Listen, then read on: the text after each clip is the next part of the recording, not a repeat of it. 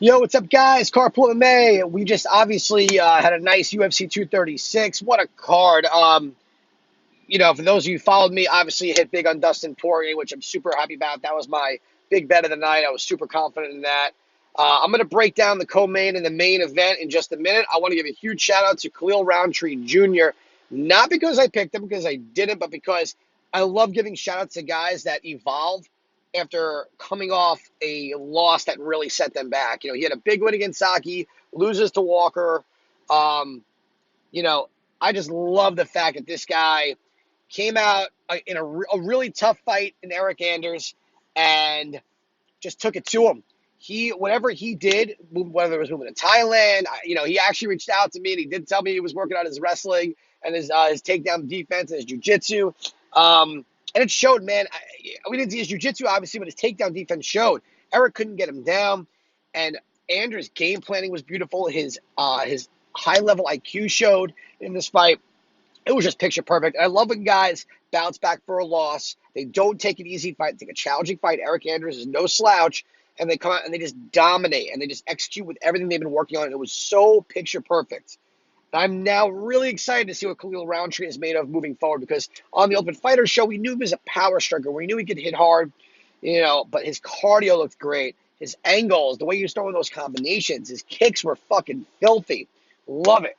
Love it when you see guys bounce back like that in a really strong way. So big ups to Khalil Roundtree Jr. Looking forward to your next fight, bro. Um, Kelvin Gastelum, Israel Adesanya. Again, thank you guys for 2 videos ago when I mispronounced Israel's last name. I will never fucking make that mistake again. uh, so when I chose this fight, when I made my selection of Calvin, my biggest concern for Adesanya was that he has not fought someone like Kelvin this high up in the division. He has not seen adversity, fought through adversity, and I really wanted to see him battle tested. And man, did he show up?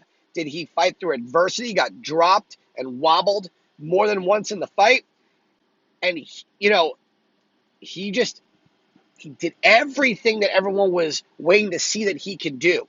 You know, guys like this are a rarity. You don't see many guys rise up the ranks super quickly and jump from, a Brad Tavares, Derek Brunson, and then, a 44-year-old Anderson Silva, that no one's really threatening the overall game of mixed martial arts, the evolution of the sport. Kelvin presents danger in all those areas, and he's undersized.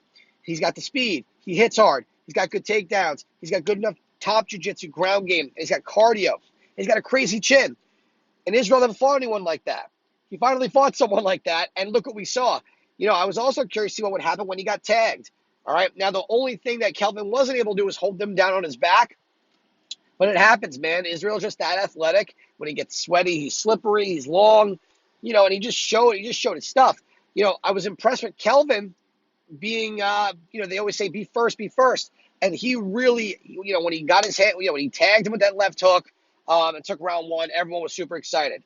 Adesanya comes around 2 and he drops Kelvin, wobbles him. Round 3 comes out and Adesanya is still got the momentum and he's still killing it. And then all of a sudden, round 4, Kelvin shows up and he wobbles him again. The only thing that really bugged me in this fight, and then obviously the 5th round was anyone's fight. Kelvin had the momentum, but then Adesanya just did his thing and just was the better man in round 5, and that's what was needed. And he dropped him with 9 seconds left, secured the win. Looking forward to his fight against Whitaker, probably later in the year. But the one thing Kelvin did, and listen, it's one mistake, but one mistake could change things. When he hit Israel Adesanya with that left high kick, Adesanya was wobbled. Kelvin was smart. He didn't bull rush him, but Adesanya was against the cage. He was kind of bent over, had his hands up ready to protect from getting hit. Kelvin could have lit the body up, shots to the head, knees to the thighs. Instead, he went for a takedown, and a really shitty takedown, a really half-assed takedown. And when that happens, usually he wanted to get a breather, or he was really hoping, probably a combination of both, that he was going to be able to just get a quick, easy takedown and get on top of Israel and pound him out for the rest of the round. Unfortunately, I think it was a missed opportunity there. I think he should have stayed on top of him, against the cage, leaned against him, and just got short shots and just added up on the striking total.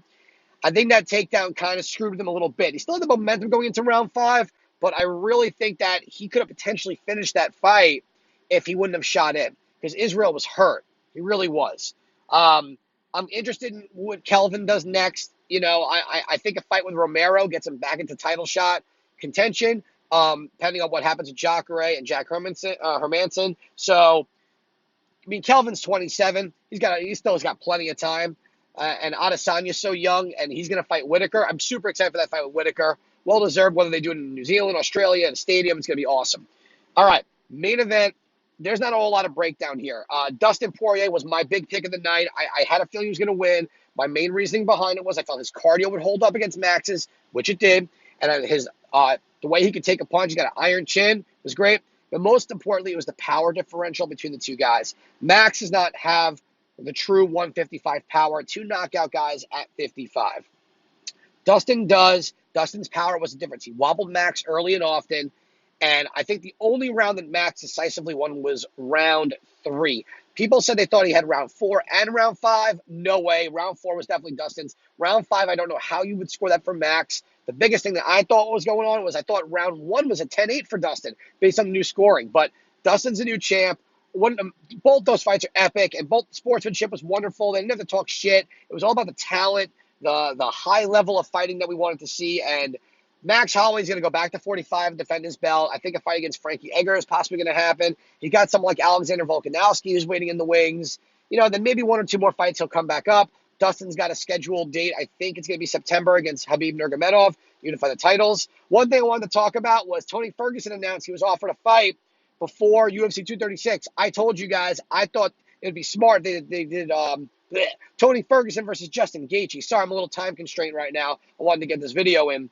And I do think that's the fight they're going to make happen. So I'm glad to see Tony's cleared. Mine's right. He's getting back. Porier versus Khabib in September. Awesome. My picks for this weekend, Saturday, in the St. Petersburg, Russia fight, I'm going to post up either tomorrow or Friday. Stay tuned. And guys, keep following. Keep the support. Keep firing away questions. Whatever you need, hit me up on social media, Twitter, Instagram, or my YouTube channel. And let's win some money this Saturday. I'm fucking pumped. It's a challenging card. A lot of unknown independent guys out of Russia, but I'm good at what I do. I got my research going. Got a few guys that we all chat and we all discuss, and I think we're going to put together a nice little bet card for you guys out there to make some money. At the moment, I really do like Alistair Overeem. I'll give you that one. Alexei Olenek, he's got one move. It's that standing choke move. They drop it to his back. I don't think he's going to be strong enough or he's going to get it even close enough to get Overeem. I think Overeem is going to kick his ass standing. I think Overeem is too strong, too athletic, too fast, fought a way too high level of competition. And I think his IQ is pretty good when it comes to fighting. So just ahead of time, I like Alistair Overeem. Picks to follow. Talk soon.